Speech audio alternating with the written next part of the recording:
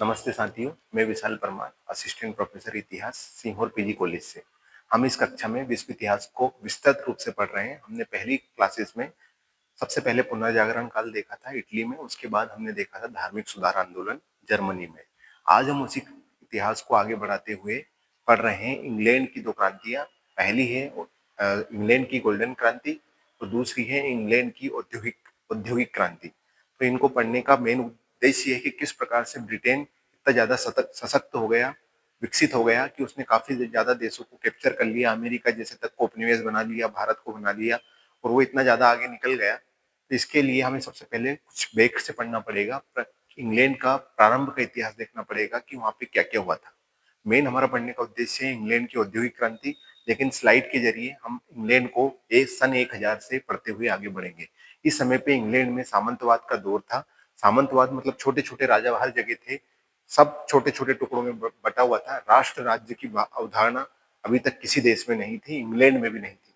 लेकिन इन सबको हटाते हुए सामंतवाद को पहली बार राष्ट्र की अवधारणा इंग्लैंड में आएगी, वो हम अभी आगे देख रहे हैं। तो हमने देखा इंग्लैंड सामंतवाद का दौर था, छोटे छोटे राज्य बटे हुए थे, कोई किसी की राष्ट्रीय सेना नहीं थी, सबकी अपनी छोटी छोटी सेनाएं थी। सभी सामंतवाद की जो सामंतवादी जो लोग थे, राजा थे, उनकी राजधानियां अलग अलग थी, राष्ट्र की कल्पना भी नहीं थी। और सभी ये जो सामंत थे अलग अलग टैक्स लेते थे, कोई ज्यादा कोई कम, और काफी ज्यादा टैक्सेस ये लेते थे। इस कारण से सारी जनता प्रजा सब लोग इनसे परेशान थे। तो इसका खत्म सामंतवाद समाप्त होगा और सबसे पहले राष्ट्र राज्य की स्थापना, राष्ट्र की अवधारणा, राष्ट्र की कल्पना इंग्लैंड में होगी। इसी कारण से भी इंग्लैंड आगे बढ़ेगा। तो हम देखेंगे कि किस प्रकार से इनका समाप्ति होगी और राष्ट्र राज्य की अवधारणा पहली बार इंग्लैंड में आएगी।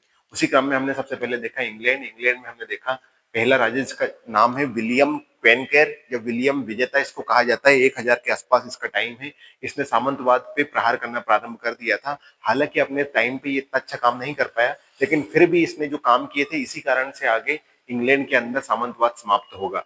ये काफी लोकप्रिय राजा था, इसने राजा रहते हुए काफी अच्छे कार्य किए थे, इसीलिए विलियम विजेता के माध्यम से ही हम इंग्लैंड को पढ़ना चालू करते हैं। बाद में एक युद्ध होता है, शतवर्षीय युद्ध या 100 वर्ष का युद्ध। ये 1737 से 1453 तक होता है। ये युद्ध होता है इंग्लैंड और फ्रांस के बीच में। इसी युद्ध में ये डिसाइड होगा कि इंग्लैंड के अंदर राष्ट्रीयता की भावना कैसे आई। इस युद्ध में होता क्या है कि प्रारंभ में तो इंग्लैंड जीत रहा था, लेकिन अंततः फ्रांस की हार को देखते हुए फ्रांस के सेनापति के पास एक महिला जाती है और वो महिला जाके बोलती है कि मुझे सेनापति बना दो। और उसको सेनापति बनाने के बाद वास्तव में वो इस प्रकार से अपनी प्रजा को, अपने सेना को आगे बढ़ाती है, उनका मनोबल बढ़ाती है, उनका आत्मविश्वास बढ़ाती है और पूरी तरह से पूरी प्रजा उस महिला के प्रभाव में आके इंग्लैंड पर जमकर प्रहार करती है और अंततः इंग्लैंड हार जाता है और फ्रांस की विजय हो जाती है। ये सब हम फ्रांस की क्रांति में पढ़ेंगे। और बाद में उस महिला का जो फ्रांस की सेनापति बनी थी, उस महिला को इंग्लैंड की सेना के हाथ लग जाती है, तो इंग्लैंड की सेना उसे जिंदा जला देती है। ये बात की घटना है। अंततः ये हुआ कि फ्रांस की विजय हो गई और इस विजय का परिणाम ये पड़ा कि इंग्लैंड में हार से इंग्लैंड में देशभक्ति का प्रचार हुआ। इंग्लैंड के लोगों को लगने लगा कि एकजुट होना जरूरी है, नहीं तो हमारे देश का कोई अस्तित्व नहीं बचेगा। इसी क्रम में इंग्लैंड में सामंतवाद की जो इंग्लैंड की जनता थी, उन्होंने सामंतवाद पर बिल्कुल अस्वीकार कर दिया। सामंतवाद ने को मना कर दिया कि अब हमें सामंतवाद या छोटे छोटे राज्यों की जरूरत नहीं है। इसी क्रम में छोटे छोटे सबको जो सामंत थे उनके बीच में युद्ध चालू हो गया कि अब एक कोई राजा रहेगा। तो इस युद्ध में एक युद्ध होता है, अंततः सारे सामंत समाप्त होते जाते हैं धीरे धीरे, और एक युद्ध होता है लंकास्टायर, जिसे बोला जाता है गुलाबों का युद्ध। गुलाबों का युद्ध इसलिए बोला जाता है वार ऑफ रोसेस, क्योंकि जो वंश लड़े थे इसमें लंकास्टायर राजवंश और यार्क राजवंश। तो जो लंकास्टायर राजवंश था उसका प्रतीक चिन्ह था गुलाब, रेड रोज, और जो यार्क राजवंश था इसका प्रतीक चिन्ह था व्हाइट रोज। ये गुलाबों का युद्ध कहा जाता है। इस समय पे हुआ था ये 1455 से 1487 के बीच। और लंकास्टायर राजवंश का जो राजा था वो था हेनरी सप्तम। तो इस युद्ध में यार्क राजवंश की पराजय होती है गुलाबों के युद्ध में, और लंकास्टायर राजवंश जिसका प्रतीक चिन्ह रेड रोज था वो जीत जाता है। अब चालू होता है इंग्लैंड का इतिहास। हेनरी सप्तम, हेनरी सप्तम हम पढ़ रहे थे। हेनरी सप्तम ये पहली बार ट्यूडर वंश की स्थापना करेगा। और ट्यूडर वंश का समय 1485 से 1603 तक, जब तक भारत में अंग्रेजी फैक्ट्री कंपनी आ जाएगी, ईस्ट इंडिया कंपनी, तब तक ट्यूडर वंश का शासन रहेगा। ये काफी प्रहार करता है, निरंकुश राजतंत्र की स्थापना करता है, मतलब पूरे सामंतवाद को या संसद को समाप्त कर देता है, उनका अधिकार बिल्कुल कम कर देता है। और एक प्रहार से पूरा पूरा राजा जो राजा का ही शासन चलेगा, इसे ही बोला गया निरंकुश राजतंत्र की स्थापना। सामंतवाद पर प्रहार करके उन्हें समाप्त कर देता है, संसद को शक्तिहीन कर देता है। और एक ये वेरी इंपॉर्टेंट काम करता है कि जो आज हम ब्रिटेन देखते हैं, ब्रिटेन को कुछ इंग्लैंड बोलते हैं, कुछ ब्रिटेन बोलते हैं। पहले तो मैं ये क्लियर कर दूं कि इंग्लैंड एक अकेला छोटा सा देश है, वो 4 छोटे-छोटे देशों को मिला के संयुक्त रूप से संयुक्त यूके, यूनाइटेड किंगडम या ब्रिटेन बोला जाता है। उन चारों में एक का नाम है इंग्लैंड, एक है स्कॉटलैंड, एक है उत्तरी आयरलैंड और एक है वेल्स। इन सभी को मिलाने के बाद जो बनता है उसका नाम है ब्रिटेन। हम ब्रिटेन और इंग्लैंड को पर्यायवाची की जैसे यूज करते हैं, लेकिन ऐसा नहीं है। तो इसकी कल्पना स्कॉटलैंड, इसकी बेटी थी हमारे हेनरी सप्तम की। ये अपनी बेटी मार्गरेट का विवाह कर देता है स्कॉटलैंड के राजकुमार से, और बाद में स्कॉटलैंड के राजकुमार को बहला फुसला के स्कॉटलैंड का विलय भी कर लेता है ये इंग्लैंड के अंदर। इसी प्रकार से धीरे धीरे ये संयुक्त ब्रिटेन बन जाएगा। और इसने इतने अच्छे काम किए कि सारी जनता के अंदर राष्ट्र की भावना आ गई, और इसी समय पे राष्ट्र राज्य का पहली बार निर्माण होने लगा ब्रिटेन के अंदर। राजा था हेनरी सप्तम। आगे बढ़े थे हेनरी अष्टम। हेनरी अष्टम की हमने कहानी पहले भी देख ली थी कि हेनरी अष्टम, जब हम पहले देख रहे थे धार्मिक सुधार आंदोलन, उसमें इसके बारे में पूरा देखा था कि किस प्रकार से कट्टर कैथोलिक था, 95 थीसिस का विरोध करता है और ये कैथरीन से तलाक चाहता है, फिर एना बोलीन से विवाह कर लेता है। इसी के क्रम में 1534 में ये एक टॉप सुपरमेसी लाके एक कानून बनाता है और अपने आप को पोप से स्वतंत्र कर लेता है, कैथोलिक चर्च से स्वतंत्र करता है और एक नया राष्ट्रीय चर्च बना लेता है। इसी राष्ट्रीय चर्च में अंग्रेजी में प्रार्थना होती है। बाद में एक रानी आती है जिसका नाम है ब्लडी मेरी या मेरी। ये रानी हमारे उसके बाद आती है, और इसने क्या किया कि ये कट्टर कैथोलिक थी। इसने पुराने आदेश सारे रद्द कर दिए हेनरी अष्टम वाले, और उनको बोल दिया कि ये सारे आदेश रद्द हैं, एक तो सुपरमेसी खत्म होगा, हम कोई राष्ट्रीय चर्च अलग नहीं बनाएंगे, हम कैथोलिक चर्च के अधीन ही रहेंगे।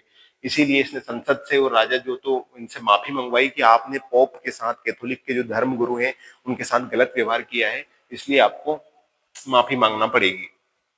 माफी मंगवा ली। माफी मांगने के बाद पोप, जो कि कैथोलिक चर्च का प्रधान था, वो तो खुश हो गया। खुश होने के बाद उसने बोला कि ये बहुत बढ़िया रानी है, मेरा बिछड़ा हुआ पुत्र वापस लौट आया। मतलब जो टुकड़ा हो चुका था, ब्रिटेन भी इंग्लैंड भी अलग हो चुका था कैथोलिक चर्च से, वो वापिस आ गया। इसीलिए पोप का ये स्टेटमेंट है। और इस रानी को ब्लडी मेरी कहा जाता है क्योंकि ये काफी खून खराबा और अत्याचारी महिलाएं थी।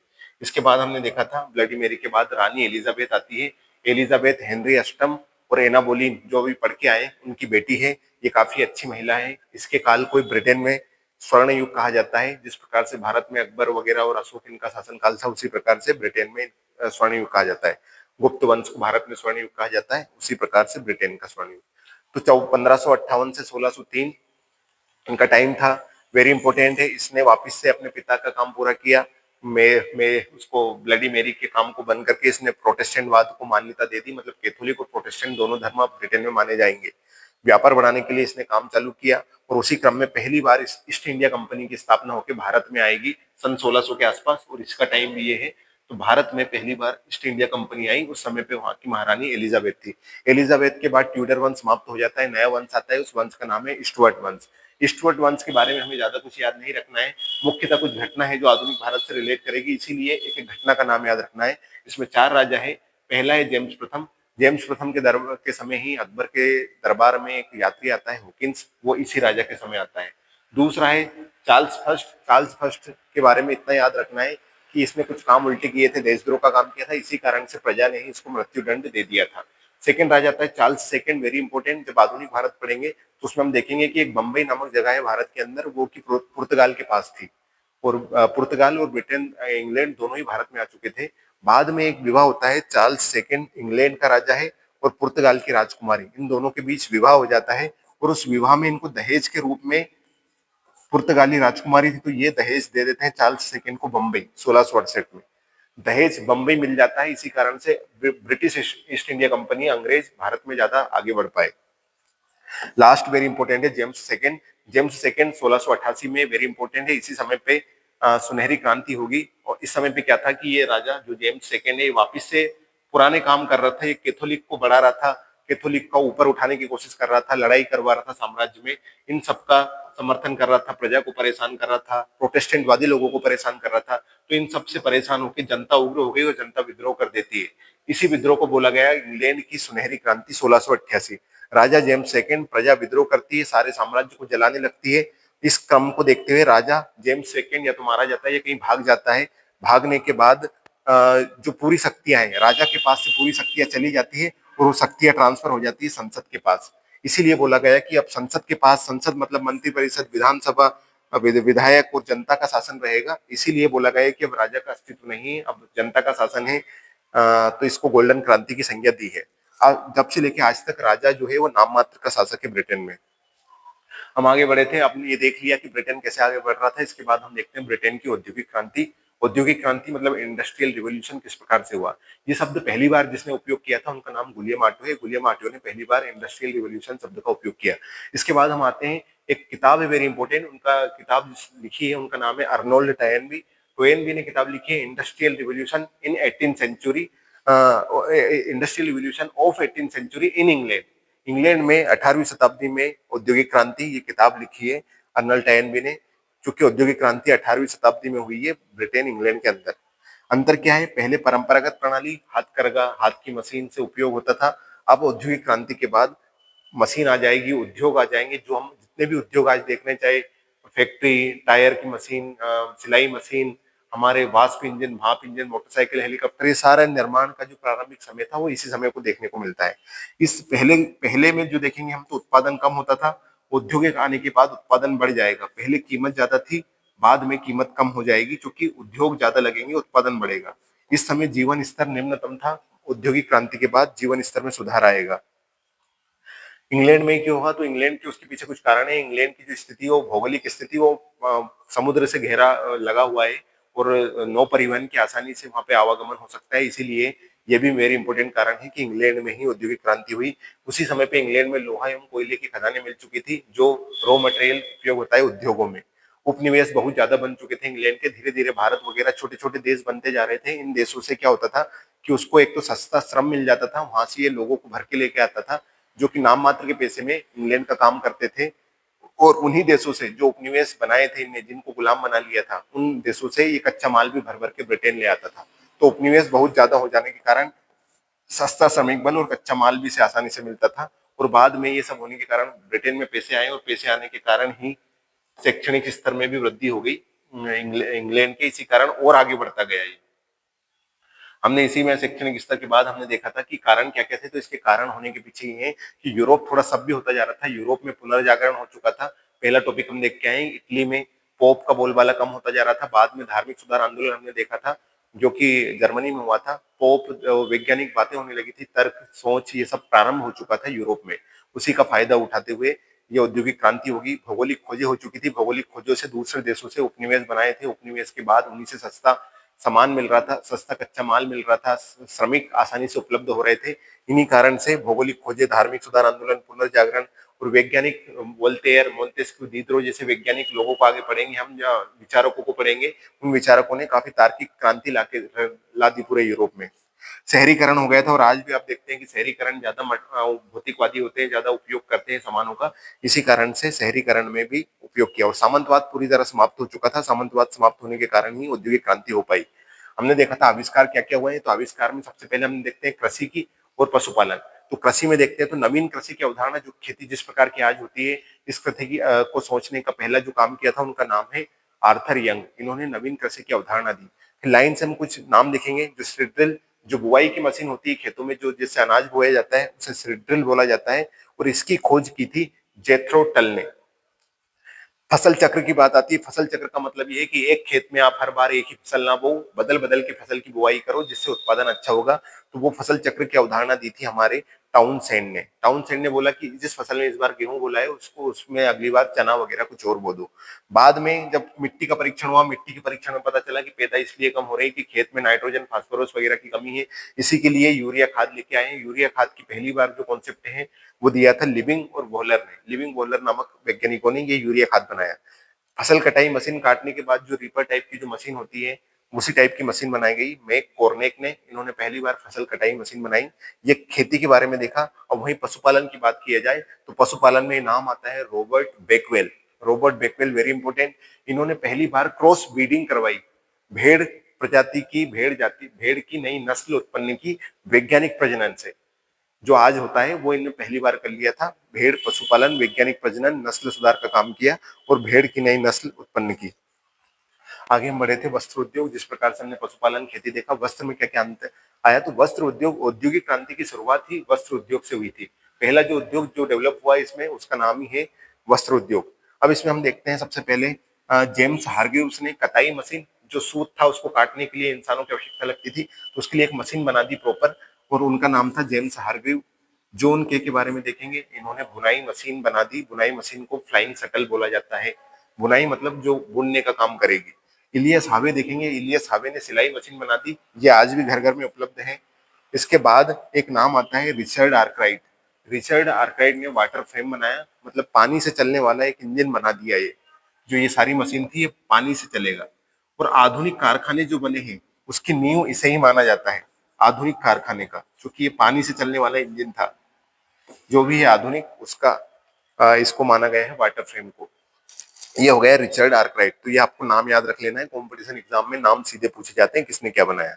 आगे हम बढ़े थे, इसी में इंजन की बात करें कि जिस प्रकार के आज बाइक है, मोटरसाइकिल है, स्कूटी है, ट्रैक्टर है, ये सब कहाँ से आए, तो सबसे पहले वास्प इंजन, भाप का इंजन बनाया था टॉमसन न्यूकोमेन ने। भाप इंजन या वास्प इंजन, इसमें कुछ कमियां थी, उन कमियों को पूरा कर दिया जेम्स वाट ने, और उसका नाम दिया माइलोड। माइलोड भी वास्प इंजन या भाप इंजन ही था, लेकिन कुछ कमियों को सुधार कर दिया। फिर इसका और एडवांस रूप दिया हमारे स्टीव हेंसन ने। स्टीव हेंसन ने भी भाप इंजन बनाया, लेकिन इनके सुधारों को और सही कर दिया, और अंत था उस भाप इंजन का नाम इन्होंने दिया है रॉकेट। और इसी से रॉकेट इंजन को लगा के ही पहली रेल चली थी इंग्लैंड में। ये हमने तीनों इंजन देख लिए। फिर हम देखते हैं ये जो भी टेक्नोलॉजी नई नई देख रही है, ये किसने क्या बनाई। तो सड़क निर्माण की बात करते हैं। सड़क निर्माण मकाडम ने बनाया था। मकाडम ये वैज्ञानिक का नाम है। पहली बार सड़क की खोज डामर वगैरह की इन्होंने की थी। नहर जो बनता है, तो नहर का निर्माण पहली बार किया था जेम्स ब्रिनले ने। रबर के टायर, जो टायर ट्रैक्टर वगैरह, गाड़ी, जीप, कार, सब में, तो वो पहली बार रबर का टायर चार्ल्स गुडियर ने बनाया था। टेलीफोन की बात करें, तो टेलीफोन जो यूज हुआ था, वो ग्राहम बेल ने पहली बार बनाया था। उसी के साथ आगे बढ़ते हुए हम देखते हैं रेडियो। तो रेडियो की जो खोज पहले काफी लोकप्रिय था, ये बनाया है गुलियम मार्कोनी ने। गुलियम मार्कोनी के बाद आते हैं लोहा का इस्पात। लोह जो भी था, वो लोह पूरा इस्पात के बारे में, लोह के बारे में अब्राहम डार्बी का नाम वेरी इंपॉर्टेंट है, अब्राहम डार्बी याद रखना है। इसके बाद आगे बढ़े थे सेफ्टी लैंप। सेफ्टी लैंप रोशनी के लिए जो उपयोग किया जाता है, उसे बोला गया है हम्फ्री डेवी। डाक व्यवस्था, जो डाक पत्राचार वगैरह के लिए, रोलैंड हिल। और इसी में विश्व में पहली ट्रेन चला दी थी, 1830 में पहली ट्रेन चली मैनचेस्टर से लिवरपूल शहर के बीच में, दोनों शहर इंग्लैंड में हैं, पहली ट्रेन चल चुकी थी। वहीं कुछ कंफ्यूजन ना हो इसलिए भारत का लिख लिया था। भारत में 1853 में मुंबई से थाने के बीच ट्रेन चली थी। स्वेज नहर की बात करें, स्वेज नहर को निर्माण कराया था फर्डिनेंड द लेसेप्सन ने। इसके बाद शुद्ध लोहा, जो लोहा तो हमने देखा था, उसके बाद शुद्ध लोहा का निर्माण हेनरी कोट ने कर दिया, और इस्पात निर्माण या स्टील निर्माण कर दिया हेनरी बेस्मर ने। ये सब याद करने वाली चीजें हैं, इनको याद करते जाना, फैक्ट है पूरे। प्रभाव क्या पड़ा, अब इसके दो प्रभाव देख लेंगे, सामाजिक प्रभाव, आर्थिक प्रभाव, कि औद्योगिक क्रांति में की जो खोज हुई, इनसे क्या क्या प्रभाव पड़ा। तो औद्योगिक क्रांति का पहला महिलाओं की स्थिति देखी हमने सामाजिक प्रभाव में। तो महिलाओं की स्थिति में पॉजिटिव और नेगेटिव। पॉजिटिव देखा तो इनके पास पैसा आने लगा, आर्थिक स्वतंत्रता हो गई, आत्मसम्मान मिलने लगा, पैसा है तो जीवन स्तर सुधरा। बाद में इनका शोषण भी होने लगा, क्योंकि काम ज्यादा है तो पति भी भेजता था कि महिलाएं जाओ काम करो, पैसे आने लगे हैं। गर्भावस्था में भी काम होने लगा। मजदूर मालिक भी ये चाहता था कि ये लोग ज्यादा से ज्यादा काम करें। सेम मजदूरों के साथ हुआ। मजदूर जब ज्यादा काम करेंगे तो इनका अमानवीय शोषण हुआ, क्योंकि ये दूसरे देशों से भी भर भर के लाए गए थे। इनको रहने की कोई जगह नहीं दी गई, गंदगी में ये लोग पड़े रहते थे। बाकी लोगों का जीवन स्तर उच्चतम हुआ, क्योंकि पैसा आएगा तो खाने पीने और वगैरह की सारी चीजें सुधर जाएगी, रोजगार बढ़ने लगेगा, बड़े बड़े नगर का विकास होगा। और इससे एक वेरी इंपॉर्टेंट संयुक्त परिवार प्रणाली, जो परिवार संयुक्त एक साथ रहते थे, वो उन पे चोट होगी, और संयुक्त परिवार प्रणाली कमजोर होगी, क्योंकि सभी लोगों के पास पैसा आने लग गया था। आगे हम बढ़े थे आर्थिक प्रभाव। तो आर्थिक प्रभाव में जब उद्योग आ जाएंगे, तो जो हाथ के जो भी उद्योग थे, घरेलू उद्योग, वो सारे उद्योग नष्ट हो जाएंगे। उसी क्रम में पूरे कुटीर उद्योग या घरेलू उद्योग नष्ट होना प्रारंभ हो गए। प्रदूषण बढ़ने लगा, चाहे जल प्रदूषण हो, ध्वनि प्रदूषण हो, वायु प्रदूषण हो, सारे प्रदूषण काफी ज्यादा फैलने लगे, और प्रदूषण बढ़ते बढ़ते काफी आज तक हम देख रहे हैं।